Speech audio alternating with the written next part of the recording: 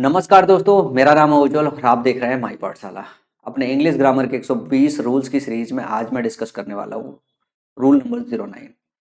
मैं class start होने से पहले ही आपको बता दूं, आज का जो रूल नंबर 09 है बहुत ही ज़्यादा इंपॉर्टेंट है। इसलिए इंपॉर्टेंट नहीं है कि बहुत ज़्यादा रिपीट होता है, इसलिए इंपॉर्टेंट है कि बहुत ज़्यादा डिफिकल्ट है। अगर इंग्लिश ग्रामर में मैं पूरी बात करूँ तो आज का जो डिस्कशन है वही डिस्कशन सबसे ज़्यादा डिफिकल्ट है।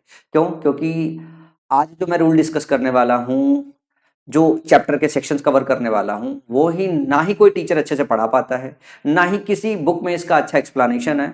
और इसके एग्जाम में जब क्वेश्चन आते हैं तो क्वेश्चन समझ में भी नहीं आते कि कौन से सेक्शन में एरर है, क्या एरर है, क्यों एरर है। और अगर टीचर ने इस पे वीडियो बना के इन क्वेश्चंस के जवाब भी आपको दे दिया तो आपको ऐसा लगता है कि उन्होंने बोला ये ऐसा होता है और ऐसा ही होता है, रट लो। तो आज का पूरा वीडियो बहुत ही ज्यादा मैंने रिसर्च करके बनाया है, तो मैं उम्मीद कर रहा हूं कि सारे के सारे बच्चे जो इस वीडियो को ओपन कर रहे हैं वो पूरा देख लेंगे। अब रहस्य पे थोड़ा सा पर्दा उठाते हुए मैं आपको बता देता हूं कि आज का जो पूरा सेक्शन है वो कवर कर रहा हूं मैं एग्जेक्टिव से। एग्जेक्टिव एडवर्ब से सबसे अच्छे क्वेश्चन बनाए जाते हैं, तो आज का जो सेक्शन है वो एग्जेक्टिव से कवर कर रहा हूं। और आज जितने भी क्वेश्चन है, पहले मैं क्वेश्चन आपको दिखा देता हूं, उसके बाद थोड़ा और डिस्कशन करेंगे। जैसे क्वेश्चन दिया हुआ है, सबसे पहला है जो सीजीएल मेंस में आया था, unless it is accepted to both the parties. जब तक दोनों पार्टीज को ये चीज एक्सेप्ट नहीं हो जाती है, an arbitrator would be of no use to settle this dispute. Arbitrator का मतलब होता है मध्यस्थ। मध्यस्थ किसी काम का नहीं है इस डिस्प्यूट को सेटल करने के लिए। अब जब ध्यान से इसमें देखोगे तो कुछ समझ में नहीं आएगा कि किस सेक्शन में एरर है। सब कुछ एकदम ग्रामर के हिसाब से फिट दिखाई देगा। ये इस वजह से क्योंकि एग्जेक्टिव का बहुत क्रिटिकल एरर इसमें रखा गया है, इस वजह से दिखाई नहीं देगा। उसके बाद है the railway have made crossing the tracks A punished offence.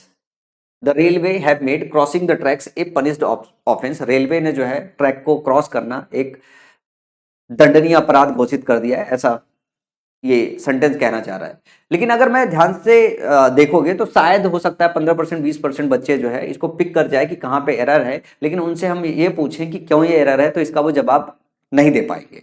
फिर तीसरा है on entering the crowding room I could not see one person whom I new. जैसे ही मैं किसी भरे हुए कमरे में घुसा जो है, तो मैं एक पर्सन को ढूंढ रहा था, वो मुझे नहीं मिला। सेंटेंस की मीनिंग ये होती है, सीरियल में इसका क्वेश्चन। चौथा है the vacancy was filled by a young scholar who had an extensible knowledge of an NCERT art. यह है सीरियल मेंस का question. You can eat as much as you can at newly lunch bar. नया नया जो बार है जो खोला गया है, जो ओपन किया गया है, उसमें आप जितना मर्जी है उतना तुम खा सकते हो।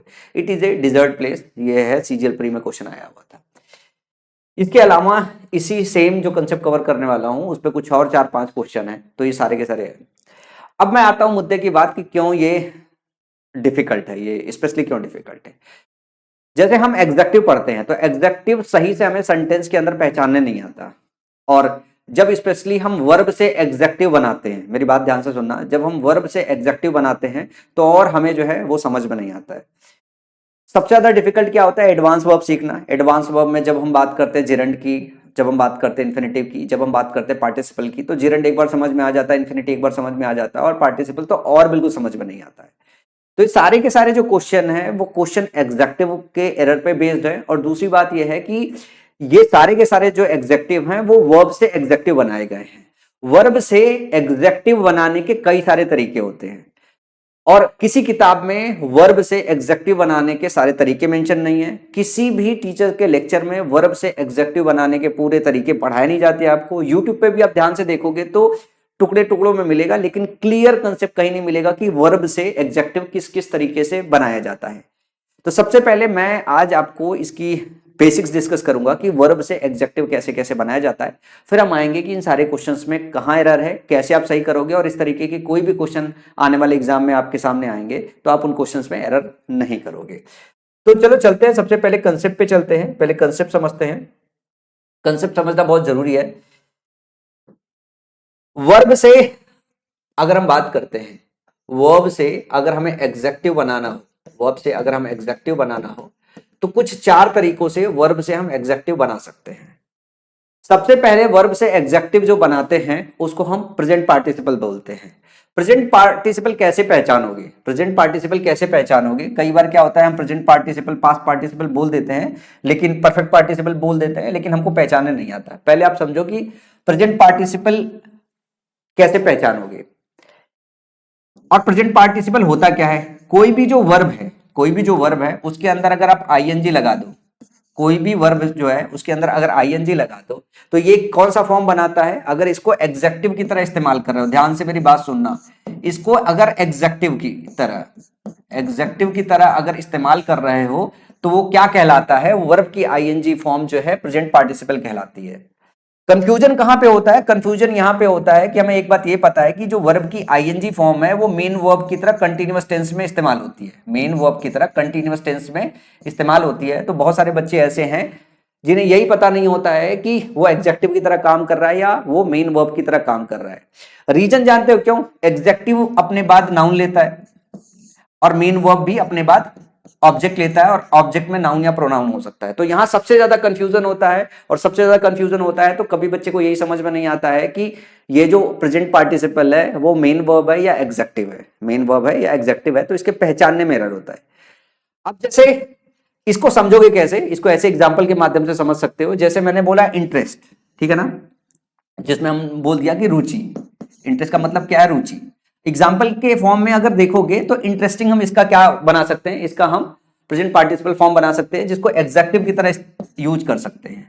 और एग्जाम्पल और देखोगे, एन इंटरेस्टिंग बुक, यहां साफ साफ आपको समझ में आ रहा होगा कि एन इंटरेस्टिंग बुक, ये तब आपको समझ में आ जाता है जब ये सब्जेक्ट की जगह नाउन अगर रखा हो, सब्जेक्ट की जगह नाउन रखा हो और साथ में, सब्जेक्ट की जगह नाउन रखा हो और साथ में ध्यान से देखोगे ये वर्ब की आईएनजी फॉर्म जो है उसके पहले अगर रखी गई हो तो हमें तुरंत समझ में आ जाएगा क्या है, ये एग्जेक्टिव का रोल प्ले कर रहा है। जैसे हमने लिखा ये हमारा आर्टिकल है और ये हमारा नाउन है बुक, और आर्टिकल और नाउन के बीच में एग्जेक्टिव और एडवर्ब जैसी चीजें ही आ सकती है। तो यहां पे अगर वर्ब की आईएनजी फॉर्म रखा हुआ है तो ये क्या होगा, ये प्रेजेंट पार्टिसिपल फॉर्म होगा, और इसको हम क्या बोलेंगे, इसको हम बोलते हैं एग्जेक्टिव बोलते हैं।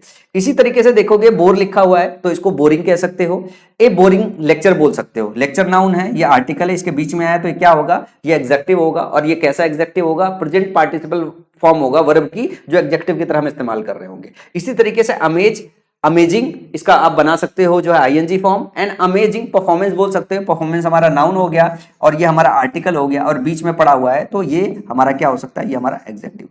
ये ज्यादा मुश्किल तब होता है, ये ज्यादा मुश्किल तब होता है जब आप इसको ऑब्जेक्ट की जगह प्लेस करते हो। तो जब आप इसको ऑब्जेक्ट की जगह प्लेस करते हो तब ये आपको परेशान करता है।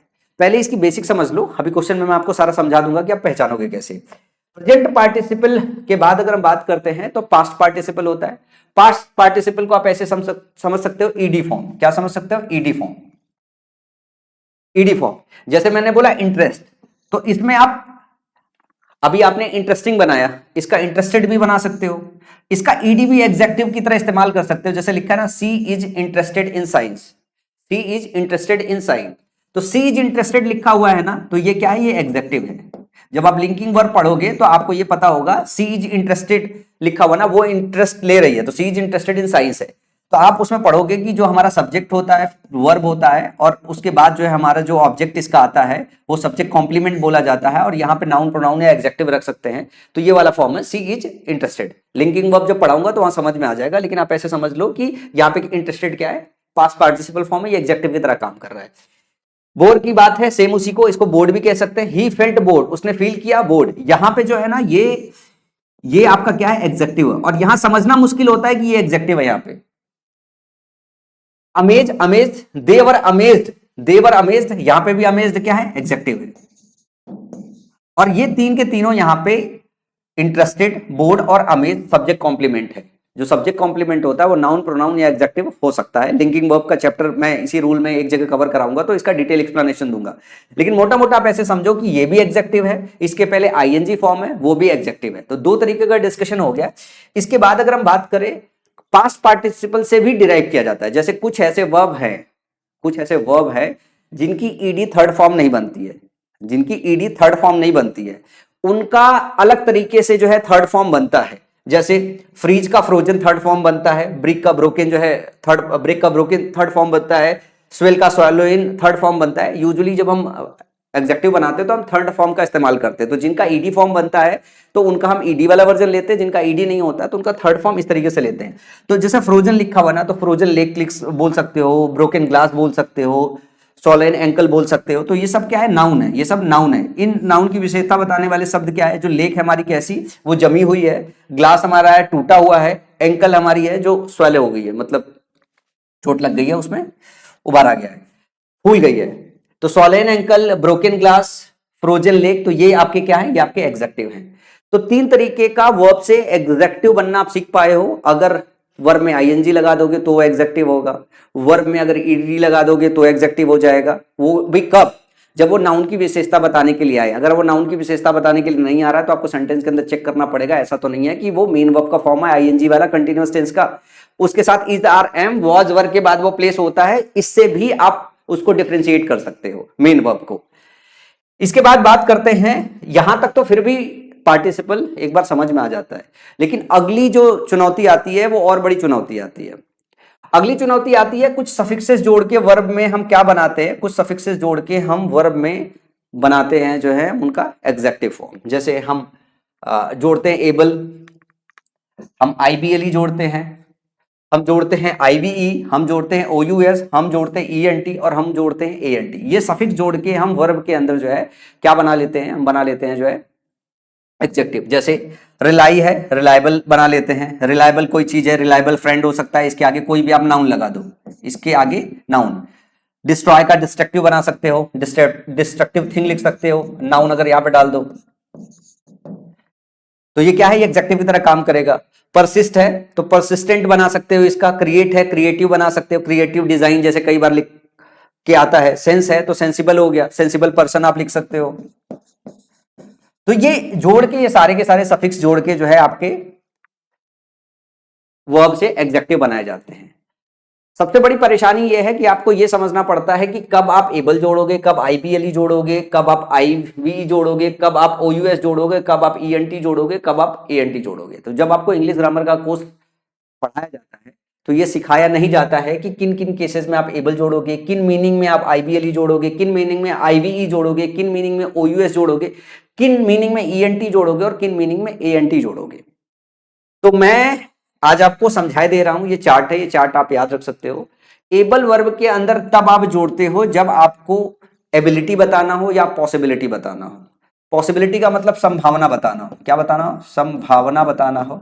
एबिलिटी जब आप किसी चीज को योग्य या बराबर, योग्य या बराबर का सेंस देना चाहते हो तब आप एबिलिटी और पॉसिबिलिटी के लिए जो है एबल लगा सकते हो वर्ब के साथ में। वर्ब एक होगा, वर्ब के साथ आप एबल जोड़ोगे तो क्या होगा जो है कि किसी चीज के योग्य, ठीक है। तो वर्ब के साथ एबल लोगे तो वर्बेबल हो जाएगा। पिछली क्लासेस में से जैसे डिपेंड है डिपेंडेबल, एडाप्ट है एडाप्टेबल। तो डिपेंड होने लायक, एडाप्ट होने लायक, predictable person, predictable things, predictable situation, ठीक है ना। डिपेंडेबल पर्सन, डिपेंडेबल फ्रेंड आप लिख सकते हो ना। एडाप्टेबल इन्वायरमेंट लिख सकते हो इसके साथ, ठीक है ना। प्रिडिक्टेबल जो है सिचुएशन लिख सकते हो। तो ये इसके साथ कोई भी नाउन ऐड कर सकते हो। तो डिपेंड होने लायक, निर्भर होने लायक, एडाप्ट होने लायक, प्रिडिक्ट होने लायक, इस तरीके से जो है आप इस एग्जेक्टिव की मीनिंग निकलती है कि नाउन के पहले आप डिपेंडेबल, एडाप्टेबल, प्रिडिक्टेबल लगा रहे हो। इसी तरीके से आईबीएलई लगाते हो तो सुटेबिलिटी की बात करते हो या कैपेबिलिटी की बात करते हो। जैसे कोई चीज परमिसिबल है, ठीक है ना, एसेसिबल है, कॉम्प्रिहेंसिबल है, तो इन सब के साथ आईबीएलई लगा हुआ है। किस मीनिंग में होता है, सुटेबिलिटी, कोई चीज सुटेबल है या कैपेबल है, कैपेबिलिटी के हिसाब से बताई जाती है। फिर आईवी तब लगाते हो जब आपको टेंडेंसी या नेचर बताना हो। जैसे क्रिएटिव है कोई, एक तरीके की क्या है, उसका नेचर ही है कि क्रिएटिव नेचर है, अट्रैक्टिव नेचर हो सकता है, डिफेंसिव नेचर हो सकता है, डिफेंसिव टेंडेंसी हो सकती है। तो क्रिएटिव, अट्रैक्टिव, डिफेंसिव, ये क्या है, आईवी जब आप लगाते हो तो वहां पे आप नेचर या टेंडेंसी बताने की कोशिश करते हो एग्जेक्टिव से। मतलब क्या हो रहा है, वो पर्टिकुलर जो नाउन है ना उसकी क्वालिटी बताने के लिए आता है, उसकी विशेषता बताने के लिए, या उसके विषय में अलग इंफॉर्मेशन देने के लिए आता है। तो ये किस तरीके का, जो क्रिएटिव जब आईवी लगाते हो तो किस तरीके का नेचर बताना होता है, वो टेंडेंसी या नेचर बता रहे होते हो कि हाँ ये एग्जेक्टिव का काम क्या है, कि ये नाउन की क्या बताएगी, टेंडेंसी। जैसे क्रिएटिव डिजाइन हो गया, क्रिएटिव डिजाइन है तो डिजाइन का नेचर ही तो बता रहा है कि भाई सामने वाला जो डिजाइन कर रहा है वो कैसा क्रिएटिव है, उसका नेचर क्रिएटिव है। अट्रैक्टिव पर्सन हो सकता है। इसी तरीके से ओयूएस कब लगाया जाता है, क्वालिटी जब बतानी हो या कैरेक्टरिस्टिक बतानी हो। जैसे पॉइजनस है, पॉइजनस क्या हो गया, कैरेक्टरिस्टिक हो गई। कॉन्टिन्यूअस है, जो कोई चीज लगातार चल रही है। फेमस है, पॉपुलर है।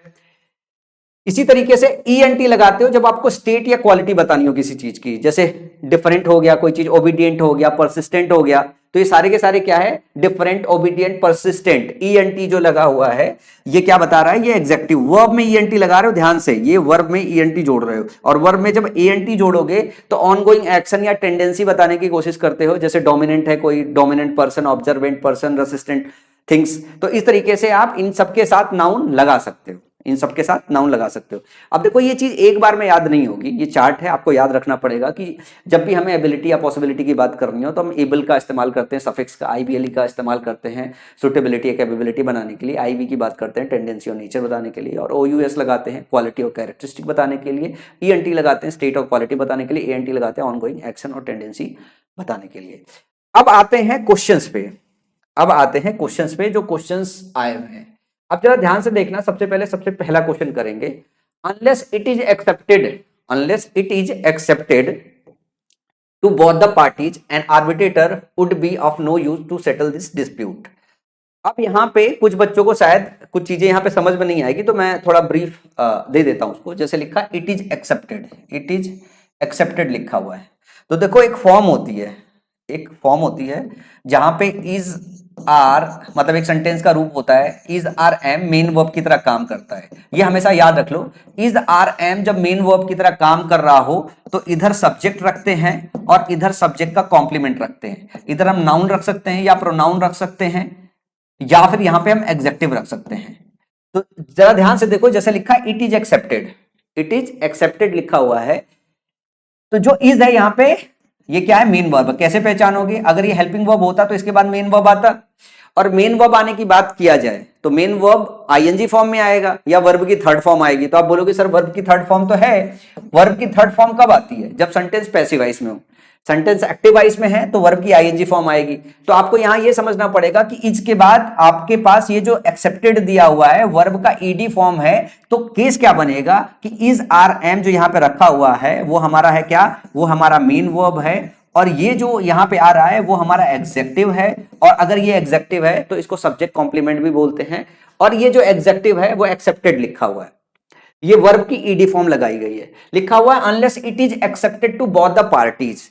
अब मैं आपको ये बताता हूं कि जो एक्सेप्टेड, जो ईडी लगाई जाती कब, जब आपका कोई एक्शन है वो कंप्लीट हो गया हो और उसको एग्जेक्टिव की तरह इस्तेमाल किया जा रहा हो, तब हम ईडी लगाते हैं। अगर कोई एक्शन ऑनगोइंग हो और उसको एग्जेक्टिव की तरह इस्तेमाल करना हो तो हम आईएनजी फॉर्म लगाते हैं, और अगर कोई चीज एबिलिटी के सेंस में लगाना हो तो हम एबल का इस्तेमाल करते हैं।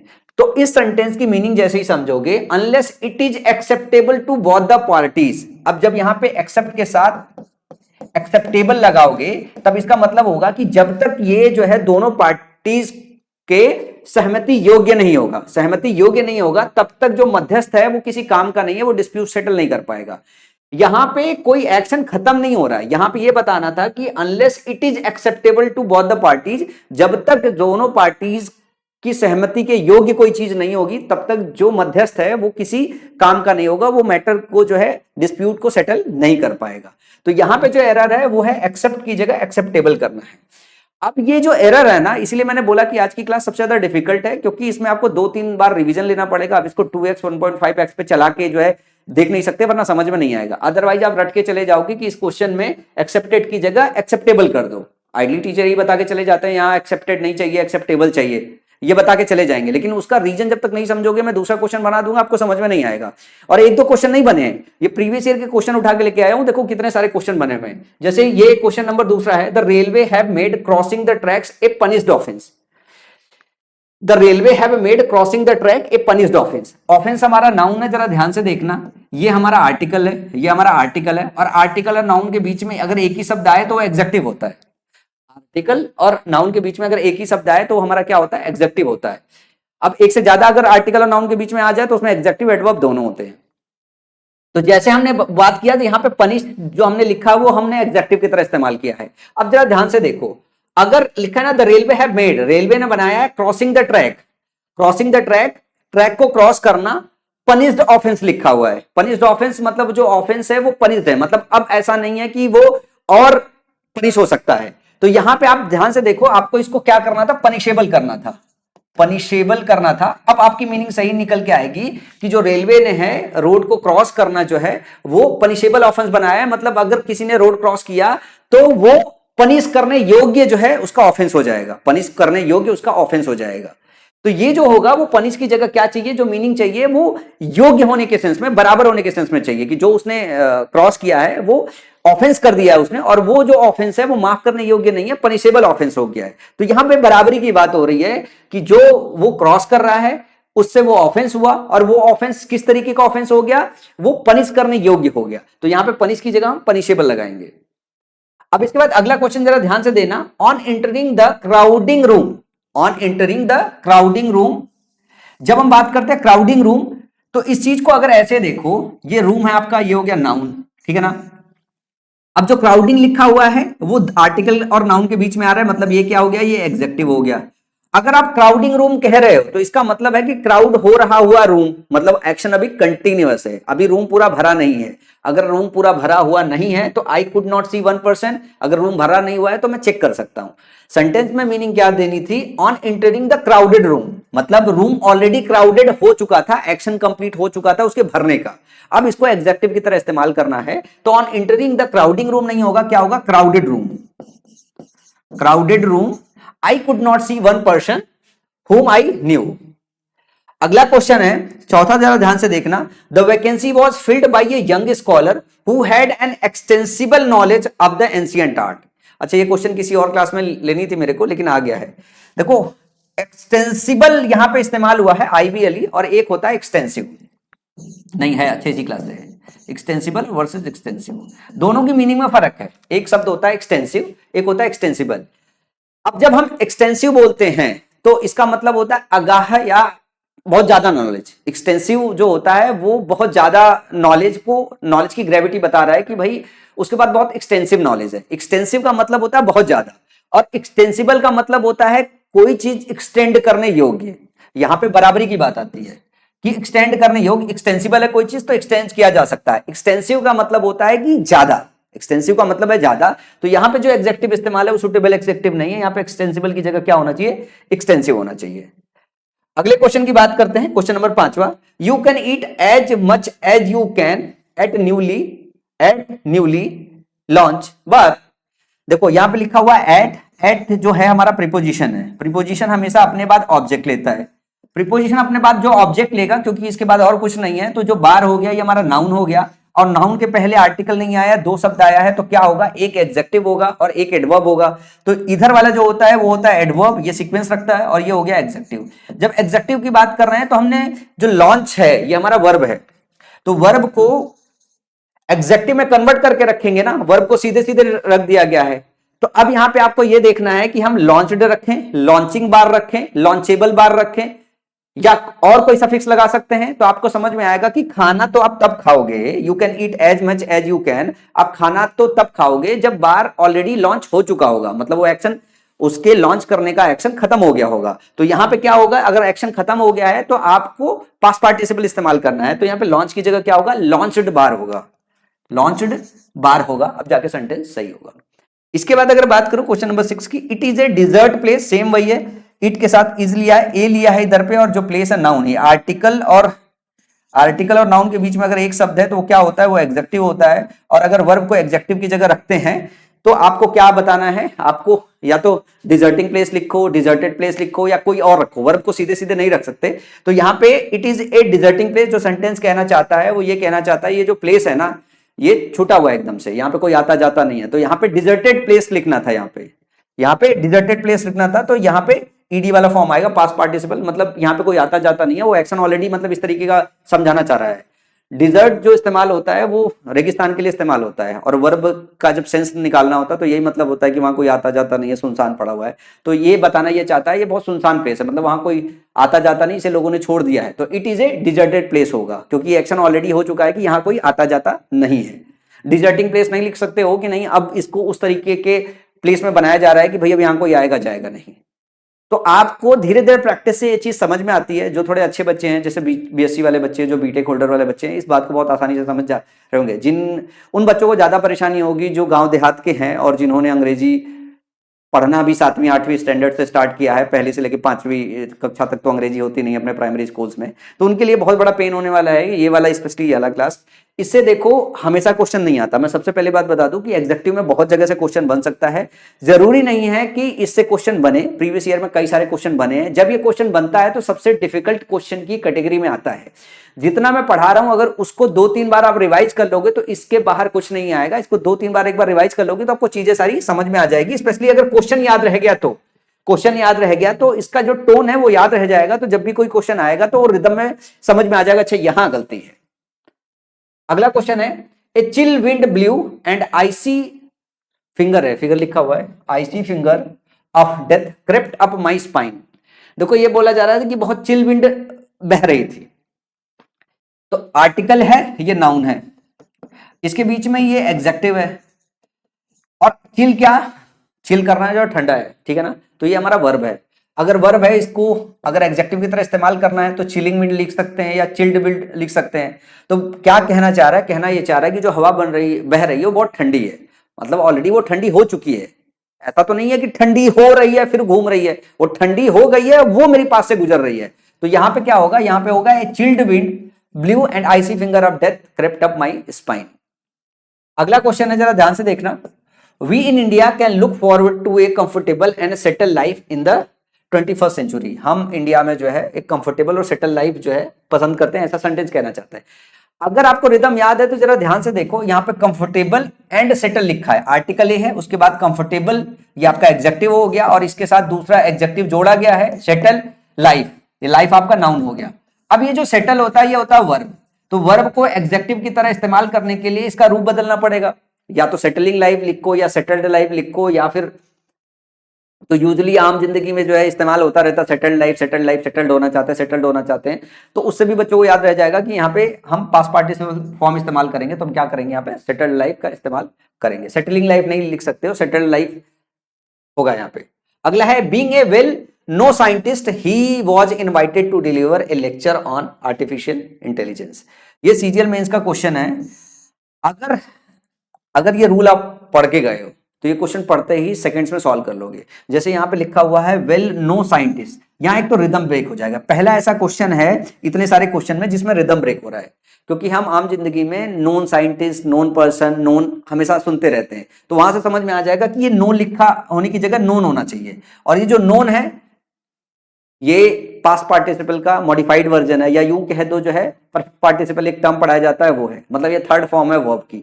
जहां वर्ब की थर्ड फॉर्म ईडी में नहीं बनती है तो जिस फॉर्म में बनती है उसे हम पार्टिसिपल की तरह इस्तेमाल करते हैं। तो being a well known scientist he was invited to deliver a lecture on artificial intelligence, क्योंकि वो बहुत ज्यादा जो है नॉन साइंटिस्ट है, इस वजह से उन्हें जो है इन्वाइट किया गया है आर्टिफिशियल इंटेलिजेंस पर लेक्चर देने के लिए।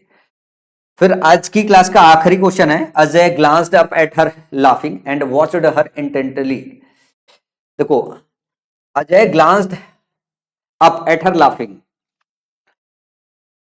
And watched her intently.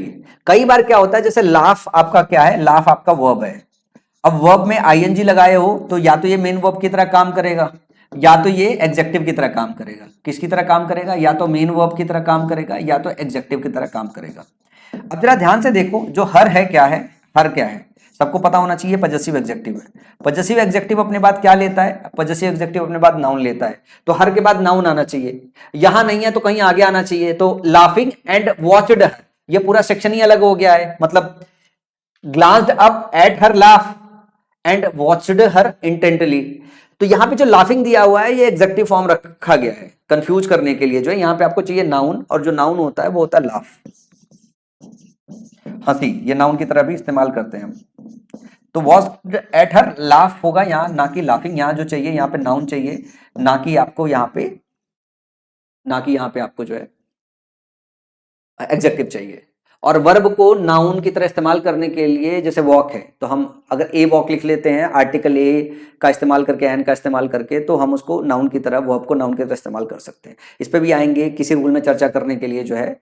और ये जो पूरी की पूरी सीरीज है उन बच्चों के लिए बहुत बेनिफिशियल होने वाली है जिन बच्चों ने एक बार दो बार जो है कोर्स कवर कर रखा है और जो चाहते हैं कि एक क्विक, सही और सटीक रिवीजन हो जाए, या जिनकी बेसिक्स थोड़ी सी अच्छी है, जो इन चीज़ों को समझते हैं, उनके लिए पूरी की पूरी सीरीज बड़ी कारगर होने वाली है। और 10 15 20 मिनट में सारा का सारा रूल रिवाइज करके जो है अपनी प्रिपरेशन को और स्ट्रांग बना सकते हैं, क्योंकि मैं बिल्कुल रेलिवेंट और टू द पॉइंट डिस्कशन कर रहा हूँ जहाँ जहाँ से एग्जाम में क्वेश्चन आपके पिक होते हैं।